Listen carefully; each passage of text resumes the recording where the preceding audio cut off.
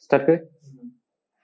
चलिए बात करते हैं भारत के संविधान के बारे में। सब भारत के संविधान में कॉन्स्टिट्यूशन ऑफ इंडिया की अगर हम बात कर रहे हैं, जहां हम ये देखेंगे कि कैसे उसके 25 भाग हैं और किस तरह से उन सबको शामिल किया गया। एक बात ध्यान रखिएगा कि भले ही संविधान में ये 25 भाग हो, कई लोग ये मानते हैं कि इसे याद करना या रटना पड़ेगा, but it is not like that.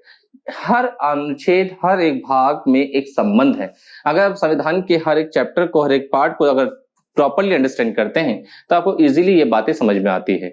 हम शुरुआत करते हैं इन्हीं चीजों को अंडरस्टैंड करते हुए। 25 के 25 भागों को हम यहाँ लिखेंगे, उसे अंडरस्टैंड करेंगे और फिर देखेंगे कि किस तरह से इसे डिफाइन किया गया है। तो शुरुआत करते हैं पहले पार्ट की ओर।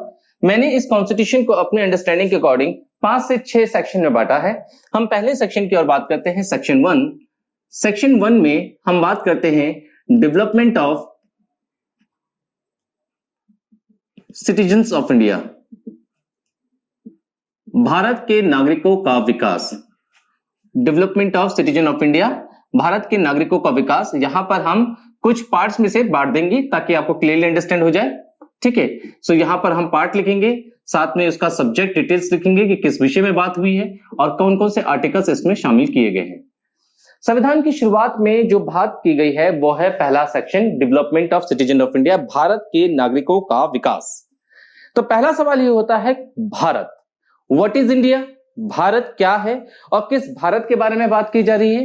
क्योंकि भारत के रूपों की बात करें तो प्राचीन भारत से लेकर मुगलों के भारत, मौर्यों का भारत, ब्रिटिश इंडिया, फिर उसके बाद dominion India, independent India and 26 जनवरी 1950 के बाद रिपब्लिक इंडिया। ऐसे में रिपब्लिक इंडिया क्या है, भारत गणराज्य किसे कहा जा रहा है, हम रिपब्लिक ऑफ इंडिया के विषय में बात करेंगे और अब कॉन्स्टिट्यूशन इसी चर्चा को लेकर आगे बात करता है। अब ऐसा क्यों है, क्योंकि जब जब आप इसको अलग अलग सदी में पढ़ते हैं, जैसे हम मुगल भारत की बात करते हैं, तब उसका टेरिटरी अलग होता है, उसका क्षेत्र अलग रहता है, शासित क्षेत्र जिस जहां पर गवर्नेंस होगा। जब हम ब्रिटिश इंडिया की बात करते हैं तो ब्रिटिश इंडिया के दौरान उसका गवर्निंग एरिया अलग होता है। ठीक है, उस समय का टेरिटरी अलग था, उधर समय सिटीज के नाम भी अलग अलग मिलते हैं। लेकिन जब हम रिपब्लिक इंडिया की बात करते हैं तो रिपब्लिक इंडिया का एक डेफिनेट एरिया है, उसी एरिया की हम बात करेंगे। तो शुरुआत करते हैं सेक्शन 1 जो development of citizen of India को फोकस करता है। पहला सवाल खड़ा होता है, what is India. So part 1 इस सवाल का जवाब देता है और बताता है कि भारत एक संघ है और उसके अपने क्षेत्र हैं जहां पर यह संविधान लागू होगा। India union and it's territory, इसकी चर्चा आर्टिकल 1 से 4 तक लागू की गई है। ध्यान रखिएगा, जब संविधान के 395 अनुच्छेदों को लिखा जा रहा है और किसी भी जगह क्षेत्र पे अगर कानून बनता है तो ये बताया जाना बहुत जरूरी है कि वो कानून किस क्षेत्र पे लागू होगा और कहां इन कानूनों को माना जाएगा और कहां तक इनके अधिकारों को स्थापित किया जाएगा। कॉन्स्टिट्यूशन की शुरुआत में जब हम कॉन्स्टिट्यूशन ऑफ इंडिया की बात करते हैं तो पहला बात यही होती है, what is India. India is a union, Bharat एक संघ है जिसकी चर्चा आर्टिकल 1 में की गई। India that is Bharat shall be the union of India. ठीक है, तो भारत जो है यूनियन ऑफ स्टेट्स के रूप में आता है, बहुत सारे संघों को, राज्यों को मिलाकर एक किया गया है और संघ के रूप में निर्माण हुआ है। इसकी चर्चा आर्टिकल वाइज हम बाद में करेंगे। आज हम ये देख रहे हैं कि किस तरह से कॉन्स्टिट्यूशन का पूरा डिटेल लिखा गया है। पार्ट 2 में हम बात करते हैं, दैट वी कैन सी, हमने बात करी what is India. India is a union and इसके कुछ अपने क्षेत्र हैं। अब हम बात करेंगे सिटीजन। तो सिटीजनशिप के बारे में बात की गई है बाद में, आर्टिकल 5 to 11। अनुच्छेद 5 से लेकर 11 तक बताया गया कि भारत के नागरिक कौन है। पहले हमने बताया कि भारत क्या है और हम बताएंगे भारत के नागरिक कौन है, क्योंकि पूरा का पूरा संविधान इस बात को उद्देशित करता है, इस बात के लिए ऑब्जेक्टिवाइज है कि वो अपने भारत के नागरिकों के विकास के लिए काम करे। लेकिन इनमें ये जरूरी है जानना कि आखिर भारत का नागरिक कौन है। तो आर्टिकल 5 से लेकर 11 तक इस पर पूरी चर्चा की गई। उसके बाद सवाल उठता है भारत के नागरिकों का विकास, विकास कैसे हो। तो विकास के लिए भाग 3 और भाग 4 पे चर्चा की गई। पहली ये जरूरी है फंडामेंटल राइट्स, मौलिक अधिकार। आर्टिकल 12 से 35 तक इस पे चर्चा हुई है। ठीक है, फंडामेंटल राइट्स, मौलिक अधिकार, ये बहुत जरूरी है कि हर व्यक्ति को अपना अधिकार हो, उसके अपनी राइट्स हो, ताकि उसका विकास हो सके। किसी भी व्यक्ति का संपूर्ण विकास तभी संभव हो सकता है जब वो अपने जीवन में, अपने व्यक्तिगत जीवन में स्वतंत्र हो और उसके अपने कुछ अधिकार हो जिसे सरकार छीन ना सके। वहीं दूसरी ओर केवल व्यक्ति की अपनी निजी जीवन तक स्वतंत्रता देने से विकास संभव नहीं है। यहाँ जरूरी ये भी होगा कि सरकार उसके विकास में क्या योगदान देती है, कैसे उसके लिए रोजगार, रोटी और मकान की व्यवस्था करती है और उसकी डेवलपमेंट के लिए क्या काम करती है। ऐसे में पार्ट 4 में DPSP directive principle of state policy को शामिल किया गया और आर्टिकल 36 से लेकर 51 तक इसकी में चर्चा की गई। बाद में चलकर विकास के रूप में जब नागरिकता के विषय में बात हुई तो 42nd अमेंडमेंट 1976 में यह चर्चा उठी थी कि विकास केवल इस आधार पर ना हो कि व्यक्ति के लिए सब कुछ किया जाए, नागरिकों का भी देश के प्रति, राष्ट्र के प्रति, राज्य के प्रति, समाज के प्रति कुछ कर्तव्य होंगे, तभी उस व्यक्ति का विकास और नागरिक विकास माना जाएगा। या यूं कहें, हम केवल नागरिक नहीं, एक आदर्श नागरिक की ओर कार्य कर रहे हैं। यह संविधान एक आदर्श नागरिक के लिए काम कर रहा है। इसको पार्ट 4A में शामिल किया गया और फंडामेंटल ड्यूटीज के नाम का एक और चैप्टर और एक और पार्ट इसमें शामिल किया गया। फंडामेंटल ड्यूटीज, मौलिक कर्तव्य, क्योंकि केवल नागरिक विकास संभव नहीं है, नागरिकों को एक बेहतर नागरिक, आदर्श नागरिक बनाने का भी दायित्व निभाया जाए।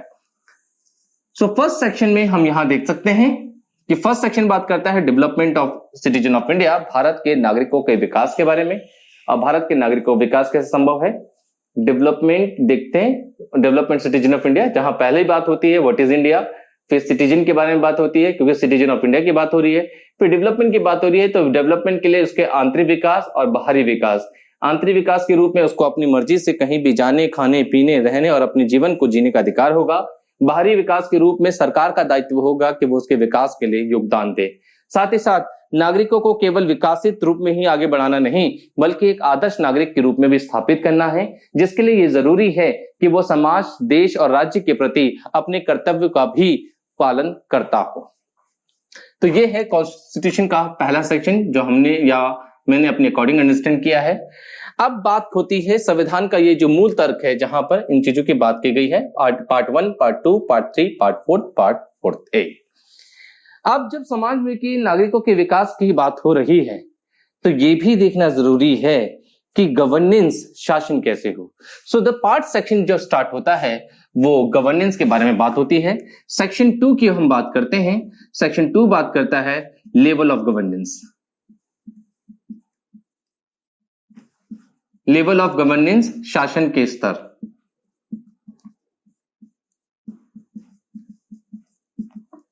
देखिए, इसे प्रॉपर्ली अंडरस्टैंड कीजिएगा। मैं इसको बारीकी तौर पे लिखूंगा, आपको साथ साथ टैली करूंगा ताकि आप अपने नोट्स भी बनाते रहें, अंडरस्टैंड कर सके। लेवल ऑफ गवर्नेंस में हमारे पास कौन कौन से लेवल है, इसे आप देखिए। सबसे पहले जो हमें मिलता है, that I can see right here, हम यहां देखते हैं साथ साथ। पहला जो हमें मिलता है दैट इज 5th चैप्टर पे, यूनियन। अब यहां पर यूनियन का मतलब है संपूर्ण भारत को लेकर, कंप्लीट इंडिया का डेवलपमेंट की बात हो रही है। केंद्र स्तर की जिसे हम बात करते हैं सेंट्रल लेवल पे, आर्टिकल 52 से 151 तक यहां पर केंद्र शासन को यह दायित्व दिया गया है कि वो यहां पर शासन करे। ठीक है, क्योंकि development of citizen of India करना जरूरी है, भारतीय नागरिकों का विकास जरूरी है, लेकिन विकास कैसे होगा, एक शासन द्वारा, और शासन के अलग अलग स्तर होंगे। यहाँ पर मल्टी लेवल सिस्टम गवर्नेंस काम करेगा। तो पहला है यूनियन लेवल, जहां पर आर्टिकल 52 से 151 के बारे में बात की गई है। आर्टिकल 52 से लेकर 151 के बीच में राष्ट्रपति, प्रधानमंत्री, केंद्र सरकार, संसद के तीनों अंग या उसके 2 हाउस की बात करें, लोकसभा, राज्यसभा, केंद्र स्तर की न्याय संस्था जिसका नाम है सर्वोच्च न्यायालय, इन सब के विषय में केंद्र स्तर पर या सेंट्रल लेवल पर, यूनियन लेवल पर इनका राइट रहेगा। सेकंड लेवल ऑफ गवर्नेंस है पार्ट लेवल 2 पे, जहां बात की जाती है स्टेट्स, राज्यों के बारे में। आर्टिकल 152 से लेकर 237 तक इसके विषय में बात हुई। आर्टिकल 152 से लेकर 237 तक राज्य स्तर, स्टेट लेवल के गवर्नेंस के बारे में बात की गई है, क्योंकि सामाजिक नागरिक विकास का दायित्व इनका भी है। ऐसे में मुख्यमंत्री, राज्यपाल, राज्य की संस्था या राज्य सरकार और राज्य की न्याय व्यवस्था के रूप में स्थापित, राज्य की न्याय व्यवस्था नहीं, सेकंड लेवल पे जो हमारी जुडिशियल सिस्टम है, हाई कोर्ट का भी यहाँ काम हो रहेगा। ऐसे में यहाँ पर ये सेकंड लेवल पे आ जाता है। इसके बाद जो तीसरी इंपॉर्टेंट बात होती है वो है part 7, that to be called as state B, जो पहले हुआ करता था और अब इसे डिलीट कर दिया गया है। आर्टिकल 238 अब हमारे कॉन्स्टिट्यूशन में नहीं है। अब ये क्या है, इसके विषय में आप कमेंट बॉक्स में लिखिएगा ठीक है, हम उसमें आपको रिप्लाई करेंगे आर्टिकल 238 क्या है। ये भी बताइएगा कि आर्टिकल 238 में किस राज्य, किस संस्था के बारे में बात हुई थी, किस तरह के सरकार के बारे में बात हुई थी, इसके विषय में जरूर डिफाइन करेंगे। ठीक है, जब आप वीडियो कंप्लीट कर लेंगे या हम क्लास पूरा लेक्चर कंप्लीट कर लेंगे तो लास्ट में इसको मैं चर्चा करूंगा स्टेट बी में क्या बात हुई है। आप कमेंट बॉक्स में डिफाइन करेंगे कि ये आखिर क्या था और इसे क्यों हटाया गया। इसके बाद जो लेवल ऑफ गवर्नेंस स्टार्ट होता है that is part 8, union territories, संघ शासित क्षेत्र। वो क्षेत्र जो केंद्र सरकार के अधीन काम करते हैं आर्टिकल 239 से 242 तक, जिसमें आपका दिल्ली, अब जम्मू कश्मीर भी, लद्दाख भी, पुडुचेरी, अंडमान निकोबार, चंडीगढ़, लक्षद्वीप, दमन एंड दीव, दादर नगर हवेली, ये तमाम जो यूनियन टेरिटरीज है जो मौजूदा दौर पे 8 है, उन सबको यहां शामिल किया गया है। कुछ समय से पहले 2019 से पहले ये टोटल 7 थे, बाद में जम्मू कश्मीर को तोड़ा गया और उसके 2 राज्य यूनियन टेरिटरी बने, जम्मू कश्मीर अलग बना, लद्दाख अलग बन गया, उस लिहाज से 9 हुए। बाद में दादर और नागर हवेली और दमन एंड दीव को 1 कर दिया गया, तो अब 8 हो गए। So at present we have 8 union territories and 28 states. ठीक है, सो यहां पर लेवल ऑफ गवर्नेंस यहां पर इनका है। इसके बाद आता है आपका next part that is panchayat, that's very important. Panchayat article 243 से लेकर 243 ओ तक,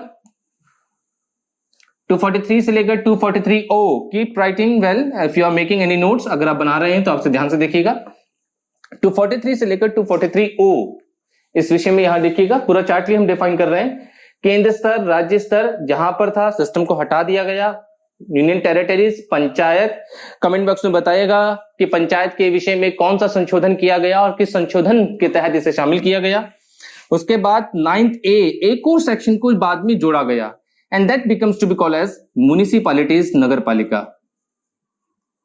म्युनिसिपैलिटीज, नगर पालिका। आर्टिकल 243 पी से लेकर आर्टिकल 243 हमसे अलग करते हैं जेड जी तक।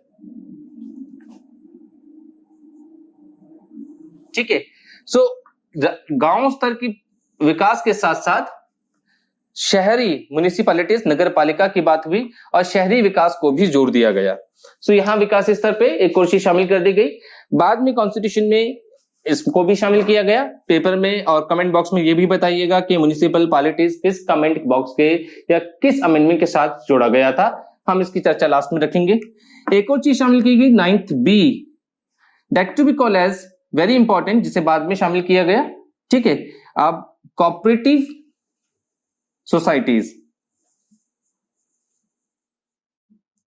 कोऑपरेटिव सोसाइटीज, सहकारी संस्थाएं, 243 जेड एच से लेकर 243 जेड टी तक, 243 जेड एच से लेकर 243 जेड टी तक, ये बाद में शामिल किए गए। ठीक है, तो पहला है पंचायत 243 से लेकर 243 ओ, फिर म्युनिसिपैलिटीज 243 पी से लेकर 243 जेड जी, फिर कोऑपरेटिव सोसाइटी, सहकारी संस्थाएं 243 जेड एच से लेकर 243 जेड टी। इसके अलावा भी एक और इंपॉर्टेंट सेक्शन शामिल किया गया and that's very important part of that. इसमें हमने शामिल किया गया था 9th के बाद एक सेक्शन और था 10th, that's very important and that's was scheduled area, scheduled and tribal areas, और you can say schedule areas. ठीक है, शेड्यूल एरियाज जिसके लिए ट्राइबल एरियाज इसके लग करा था 244 से लेकर 244 A. So these are the level of governance. ये लेवल ऑफ गवर्नेंस शासन के डिफरेंट स्तर है, सबसे ऊपर, सबसे मजबूत, सबसे ताकतवर केंद्र स्तर, यूनियन, यूनियन के बाद स्टेट, राज्य स्तर, राज्य के बाद स्टेट बी जो हटा दिया गया है, इसकी चर्चा कमेंट बॉक्स में कीजिएगा, लास्ट में हम इस पे चर्चा करेंगे। यूनियन टेरिटरीज, उसके बाद गांव स्तर के विकास, फिर शहरी विकास, फिर कोऑपरेटिव सोसाइटी का विकास, और उसके बाद शेड्यूल एरियाज, संरक्षित क्षेत्र या आरक्षित क्षेत्र। ठीक है, इसे ट्राइबल एरियाज भी आप कंसिडर कर सकते हैं, but more important is schedule areas इसमें शामिल रहेगा। सो ये है हमारा सेक्शन नंबर 2। देखो प्रॉपर्ली कितना आसान है इसे अंडरस्टैंड करना। पहला सेक्शन है section 1 development of citizen of India, section number 2 level of governance, शासन के स्तर, और हमने देखा यहां पर first, second, third, fourth, fifth, six, seven, 7 level पे, 7 लेवल्स पे ये गवर्नेंस को डिफाइंड है। अब हमने बताया था कि संविधान का मूल उद्देश्य है भारत के नागरिकों का विकास करना, और ये विकास हर स्तर पर, ऊपर से लेकर निचले स्तर तक, हर क्षेत्र स्तर तक इसका विकास किया जाना चाहिए। अब सवाल उठता है विकास स्तर के लिए जो इंपॉर्टेंट संस्था है, भले ही हमारे पास 7 संस्था हो, लेकिन संस्था पे शक्तियां इन्हें प्रदान की गई। The power has been allotted, power of legislation, कानून बनाने का जो अधिकार प्राप्त हुआ है इनके पास पहुंचा है, कुछ अधिकार इनको भी पहुंचा है। तो यहां पर जो मेन पावर है वो केंद्र है और राज्य है। अब जब 2 शक्तियों का निर्माण होता है तो जरूरी ये भी है कि उन शक्तियों पर संतुलन हो, बैलेंस हो, क्योंकि सेंटर और स्टेट के पास ही पावर है लेजिस्लेशन का, कानून बनाने का। यूनियन टेरिटरी है, लेकिन यूनियन टेरिटरी केंद्र के अधीन है, ठीक है। तो केंद्र और राज्य के अधीन जो शक्तियों का निर्माण हुआ है, तो ये देखना जरूरी होगा कि केंद्र और राज्य के बीच में जो शक्तियों का बंटवारा किया गया है, उन शक्तियों के बंटवारे को कैसे शामिल किया जाए और उनके बीच में संतुलन बनाए रखना बहुत जरूरी है। ऐसे में संविधान के पार्ट 3 की बात करें, सेक्शन 3 में हम देखते हैं बैलेंस ऑफ पावर की बात हुई है, शक्ति और संतुलन को बनाया गया, ठीक है। यहाँ बैलेंस ऑफ पावर या 2 जो बड़ी शक्तियां हैं, केंद्र और राज्य के बीच में संतुलन की बात हुई है। तो यहां पर हम देखते हैं, एक तरफ हम देखेंगे पार्ट को, पहला जो इसमें दिखाई देता है लास्ट 10 हो चुका है, इसके बाद 11 पार्ट में हमारे पास है centre state relationship, centre state relation, केंद्र राज्य संबंध, जिसकी चर्चा कॉन्स्टिट्यूशन में आर्टिकल 245 से लेकर 263 तक की गई, ठीक है। सो यहां पर डिफाइन किया गया 260 से। उसके बाद पार्ट 12 में इनकी फाइनेंशियल लेवल की रिलेशनशिप के बारे में बात हुई, ठीक है। So that very important of here कि पहले तो केंद्र राज्य के संबंध बताए गए। केंद्र राज्य के 3 तरह के खास तरह के संबंधों की बात हुई, फाइनेंस की बात हुई, उनके लेजिस्लेटिव रिलेशन की बात हुई, उनके एग्जीक्यूटिव रिलेशन की बात हुई, ठीक है। कानून बनाने में दोनों की भागीदारी कैसे होगी, कौन कितने कानून बना सकता है, किसके पास कौन कौन से अधिकार होंगे, अधिकारी साथ साथ उनकी कार्यकारी शक्ति कितनी होगी, तो वो बैलेंस किया गया, उनके बीच में संतुलन बताया गया। तो बेसिकली ये रिलेशनशिप है इन दोनों के बीच में, कौन कौन, केंद्र और राज्य, जिनको कानून बनाने की शक्ति और लागू करने का अधिकार भी प्राप्त हुआ। अब पार्ट 12 के में हम इनके संतुलन की बात करते हैं। तो दूसरा जो बीच में बंटवारा हुआ है, जो डिवीजन किया गया है, वो फाइनेंस और प्रॉपर्टी का भी है। तो यहां finance, property, contract and suits, इनके बीच में ये बात हुई 264 से लेकर 301 तक या 300A तक। हम इसे 300A प्रॉपर्टी की बात करते हैं, प्रॉपर्टी का एक्ट है यहां पर। संपत्ति, ठीक है, वित्त संपत्ति, ठीक है, लेन देन जो आपके इनके बीच में कॉन्ट्रैक्ट है, संविदा जो है, और उनके बीच में जो विदाएं हैं, तो वित्त संपत्ति, संविदाएं और विदाएं, ये सब इसमें शामिल हुई। तीसरा, इनके बीच में जो इंपॉर्टेंट रिलेशनशिप डेवलप हुआ वो था उनके बीच में ट्रेड इन कॉमर्स का, trade and commerce, trade commerce, ठीक है, जो इनके बीच में रहा, ट्रेड कॉमर्स एंड व्यापार और वाणिज्य के बीच में, और लेन देन, व्यापार, वाणिज्य और लेन देन, ठीक है, ठीक है। इसको पार्ट 13 में शामिल किया गया, आर्टिकल 3101 से 307 तक। तो ये 3 तरह के कॉन्ट्रैक्ट फॉर्मेट में है, जहां पहले उनको लॉ मेकिंग पावर, कानूनी शक्ति के रूप में एडमिनिस्ट्रेटिव पावर यहां दी गई, लॉ मेकिंग एंड एडमिनिस्ट्रेशन।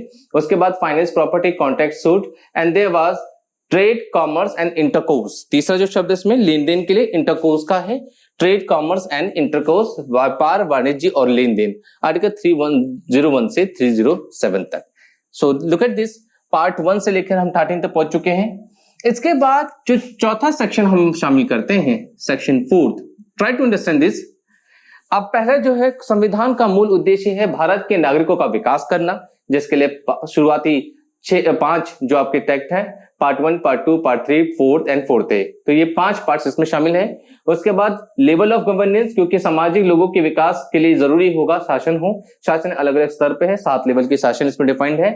उसके बाद उस शासन की जो प्रमुख अधिकारी संस्था है जिनके पास शक्तियां हैं, उन शक्तियों के बीच के संतुलन की बात हुई, रिलेशनशिप की बात हुई, जहां सेंटर ऑफ स्टेट रिलेशन के बारे में बात हुई, जिसमें लेजिस्लेटिव एग्जीक्यूटिव की रिलेशन की बात हुई है।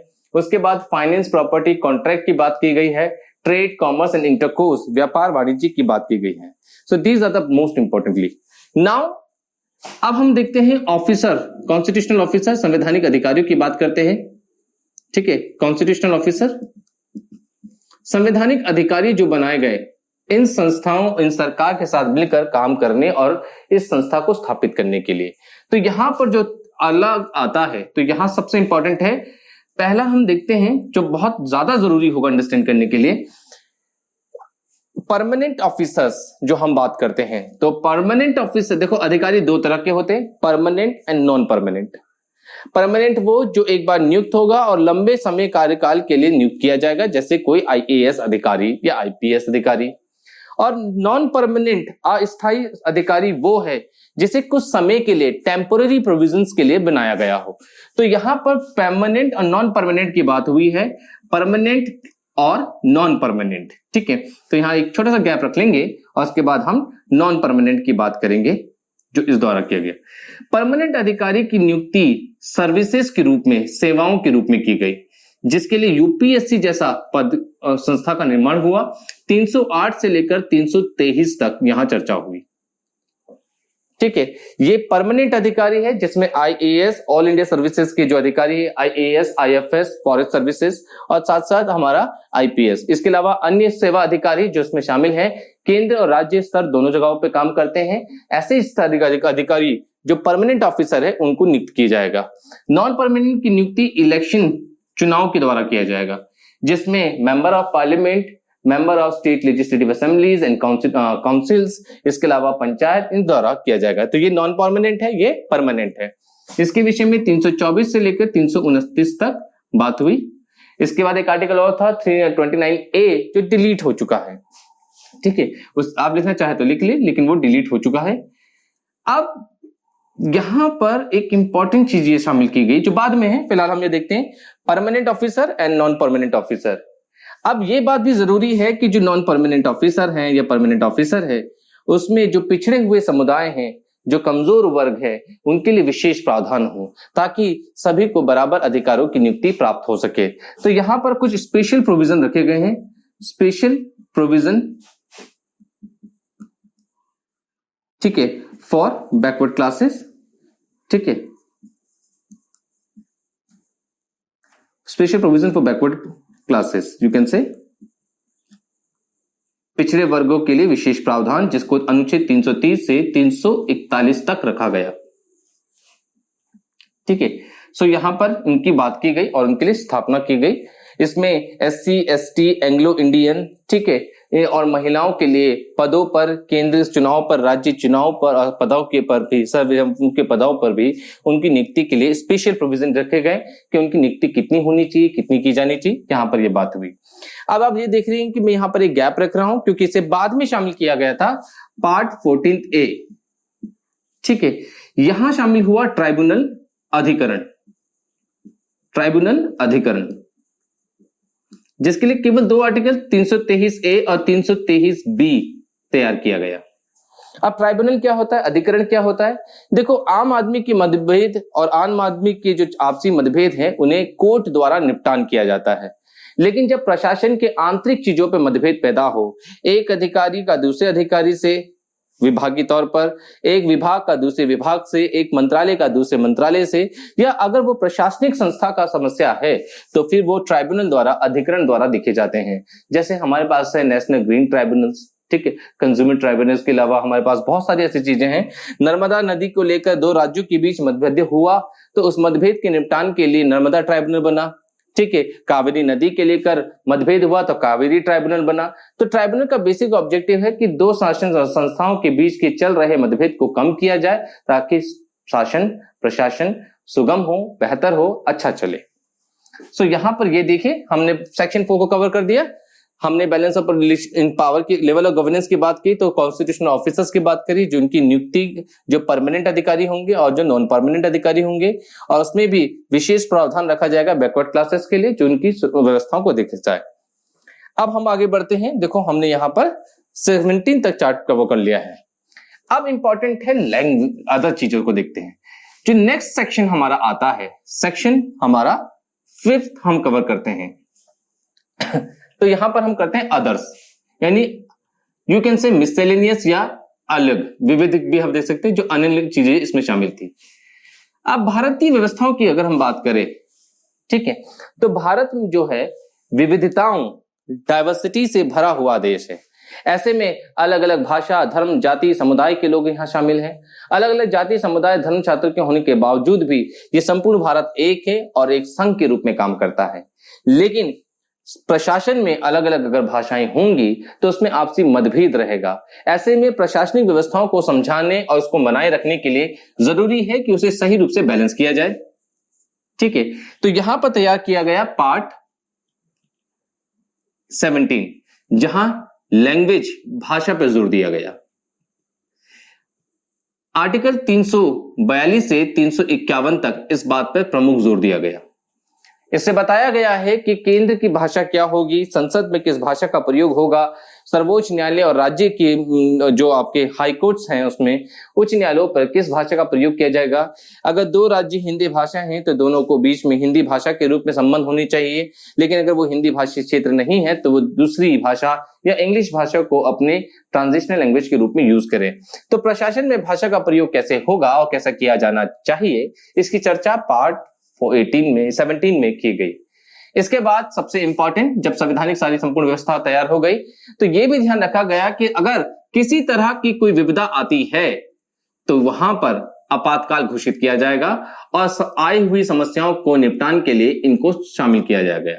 352 से लेकर 360 तक, 352 से लेकर 352 से लेकर 360 तक इमरजेंसी प्रोविजन, आपातकाल की बात रखी गई।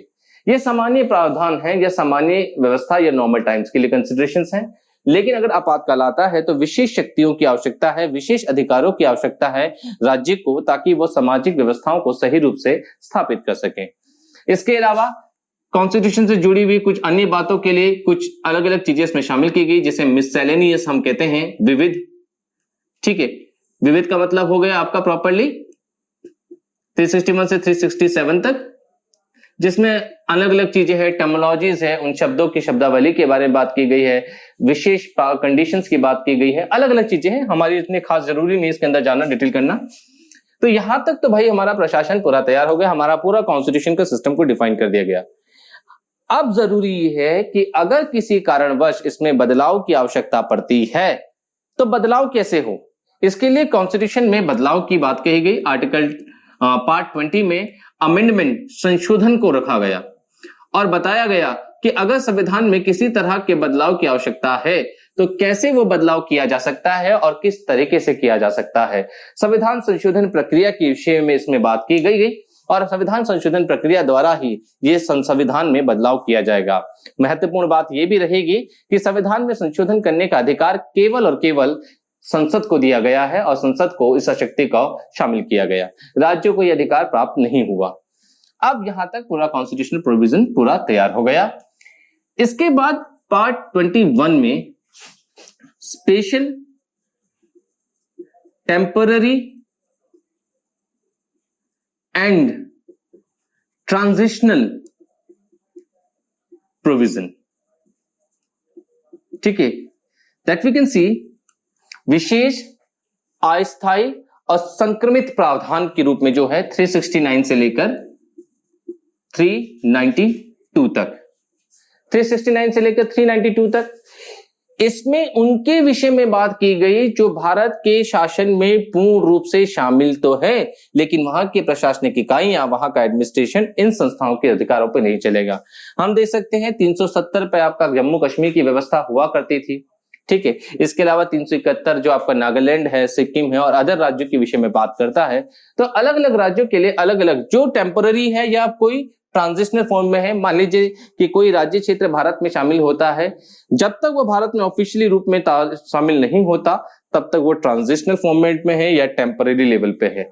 तो वो राज्य क्षेत्र जहां अभी भी विवादास्पद चल रहा है उन क्षेत्रों को हम इस कैटेगरी में रखते हैं और इसी कैटेगरी से शामिल किया जाता है। हालांकि इसके कई सारे आर्टिकल्स अब डिलीट हो चुके हैं, फिर भी कुछ प्रोविजंस में बाकी है। And the last one here 22 here जो लिखा प्रोविजन है that talks about short title. ये बताता है कि भारतीय संविधान का नाम क्या होगा। तो इस आर्टिकल इसमें आता है आर्टिकल 393 से लेकर 395 तक, ठीक है। 4 आर्टिकल है इसमें, 393, 394, 394A और 395। तो पहला 393 बताता है शॉर्ट टाइटल कि these constitution shall be known as constitution of India. इस संपूर्ण संविधान को भारत के संविधान से जाना जाना चाहिए, क्योंकि इस संविधान में सभी चीजों के बारे में है। यहाँ नागरिकों के विषय में बात होती है, यह मौलिक अधिकारों के विषय में बात होती है, यहाँ केंद्र और राज्य की सरकारों के विषय में बात हो रही है, अलग अलग लेवल के शासन की बात होती है, यहाँ शासन की शक्तियों के बीच के संबंधों या उनकी शक्तियों के संतुलन की बात हो रही है या अधिकारियों की बात हो रही है। लेकिन इन सब के बावजूद भी इन सब में हम क्या करते हैं, आर्टिकल 393 कहता है कि इस संपूर्ण कानून व्यवस्था को, इस संपूर्ण संवैधानिक व्यवस्था को भारत के संविधान के नाम से जाना जाएगा। इसके बाद इसमें बात हुई है शॉर्ट टाइटल के अलावा जो इंपॉर्टेंटली हम इसमें है, ठीक है, commencement of the constitution. Commencement of the constitution, जब संपूर्ण संविधान बन गया था तो उसमें सवाल यह भी था कि आखिर इस संविधान को कब लागू करना है। तो हमने लास्ट उसमें बताया था, मैं इसे ब्रैकेट में लिख देता हूं, आर्टिकल 394 इसमें शामिल है। आर्टिकल 394 ये बताता है कि संविधान को 26 नवंबर 1949 को 16 अनुच्छेदों को लागू किया गया, जिसके विषय में बात पहले भी कर चुके हैं, प्रीएम्बल की वीडियो में हमने बताया भी था। और इसके उन्होंने कहा था 394 ये कहता है कि 16 आर्टिकल्स को, केवल 16 अनुच्छेदों को हम 26 नवंबर 1949 को लागू करते हैं, लेकिन संपूर्ण संविधान को 26 जनवरी 1950 को लागू किया जाएगा। इसलिए 26 जनवरी 1950 shall be considered as date of commencement, उसे संविधान की शुरुआत का दिन माना जाए, ठीक है। इसके अलावा authority text in Hindi, authoritative text in Hindi, इसमें कहा गया कि कोई भी डॉक्यूमेंट जो होगा, जो कॉन्स्टिट्यूशन में लिखा जाएगा, उसका हिंदी रूपांतरण भी किया जाना जरूरी है। और लास्ट में इसमें रिपील, आर्टिकल 359 जो इसमें 395 कहता है, लास्ट आर्टिकल 395 आर्टिकल ये कहता है कि जिस दिन 26 जनवरी 1950 को ये कानून लागू किया जाएगा, तो इससे पहले के तमाम कानून जो भारतीय संविधान से पूर्व काम कर रहे हैं और जो भारतीय संविधान से मेल नहीं खाते, उन सबको समाप्त कर दिया जाएगा और वो समाप्त कर दिए जाएंगे। So this is what we can see the Constitution of India, यही है भारत का संविधान। और देख सकते हैं कि भारत के संविधान को हमने केवल 5 सेक्शन में बांटा इसे अंडरस्टैंड करने के लिए। अब ये आपके ऊपर डिपेंड करता है कि आप 25 के 25 को रटो या इसे 5 सेक्टर में बांट के देखो। 5 सेक्टर में देखते हैं। पहला सेक्टर हमारा मिलता है section number 1, development of citizen of India, Bharat के नागरिकों का विकास, जिसमें पहले भारत की बात हुई, फिर नागरिकों की बात हुई, फिर विकास की बात हुई। विकास 2 है, आंतरिक विकास और बाहरी विकास। इंटरनल लेवल पे व्यक्ति अपना विकास खुद करेगा, बाहरी तौर से सरकार उसकी मदद करेगी। मौलिक अधिकारों के रूप में ये शामिल किया गया। इसके लिए आप कमेंट में आपने बताया हो तो ये 42nd अमेंडमेंट 1976 के दौरान शामिल किया गया था बाय इंदिरा गांधी, ठीक है। तो ये उन्होंने शामिल किया 42 संविधान के तहत। उसके बाद लेवल ऑफ स्तर के रूप में देखेंगे गवर्नेंस में, तो यहाँ पर अलग अलग लेवल की है, यूनियन, स्टेट्स, और ये आप बताएंगे कौन सा अमेंडमेंट में है, ठीक है। इसके लिए आप कमेंट में रखिएगा, कमेंट बॉक्स में आपको रिप्लाई कर दिया जाएगा कि इसमें कौन सा अमेंडमेंट आपका करेक्ट आंसर होगा। Union territory, panchayat, municipal corporation, इसके लिए भी आप अमेंडमेंट्स बताइएगा, ठीक है। Now look at this, everything is what defined. Section development of citizen of India, फिर शासन के स्तर की बात हुई, संतुलन की बात की, संवैधानिक अधिकारियों की बात हुई, जहां परमानेंट और नॉन परमानेंट अधिकारियों की बात हुई है, और प्रोविजंस की बात भी क्लियर दी गई, और कुछ अदर्स मटेरियल्स को भी शामिल कर दिया गया। Now look at this all things, कि ये सब चीज अगर आप डिफाइन करते हैं, आपको अंडरस्टैंड करते हैं, तो आपको पूरा का पूरा कॉन्स्टिट्यूशन समझ में आता है। हम अगली क्लास के दौरान इन सब चीजों पे पूरी डिटेल्स की बात करेंगे। पहला सेक्शन हम ले चलेंगे what is India, union and it's territory, अनुच्छेद 1 से लेकर 4 तक के अनुच्छेदों पर चर्चा करेंगे। कुछ आर्टिकल्स होंगे उससे जुड़े हुए, उस पर चर्चा की जाएगी, और कुछ अगर कोई केसेस की चर्चा करते हैं तो उसको भी किया जाएगा। आज के लिए इतना ही रखेंगे। Till then take yourself, meet you in the next video. Thank you very much. नमस्कार।